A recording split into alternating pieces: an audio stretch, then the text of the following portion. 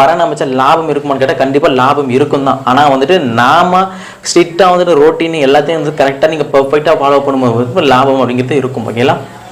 அதே மாதிரி வந்து பார்த்தீங்கன்னா எப்போ பரண் அமைக்கலாம் அப்படின்னு கேட்டால் ஸ்டார்டிங்கில் நீங்கள் வந்துட்டு பரண் அமைக்கவே கூடாது. நான் இந்த பிஸ்னஸுக்கு புதுசாக வரோம்னா கண்டிப்பாக நீங்கள் ஸ்டார்டிங்கில் பரண் அமைக்கக்கூடாது. இப்போ ஒன்று ஒன்றா தான் போகணும். அதாவது தரைமுறை ஆடு வளர்ப்பு, அதே மாதிரி பார்த்தீங்கன்னா மேய்ச்சல் முறை ஆடு வளர்ப்பு, லாஸ்ட்டாக தான் வந்துட்டு பரண்மேல் ஆடு வளர்ப்பு.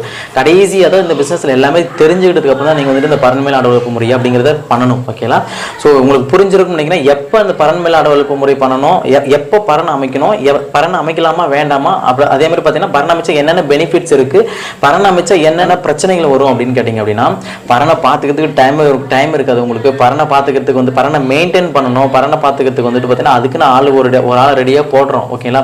ஸோ இதில் வந்துட்டு என்னென்ன நீங்கள் பார்க்கணும் அப்படின்னா பரணை அமைச்சா என்னென்ன லாபம், பரணை எப்போ அமைக்கணும், பரணை அமைச்சா லாபம் இருக்கா இல்லையா, நம்ம பரண் மேல் ஆடு வளர்ப்பு முறை சரியானதா, அப்படிங்க பரணை எப்போ வளர்க்கணும், எந்த டைமிங்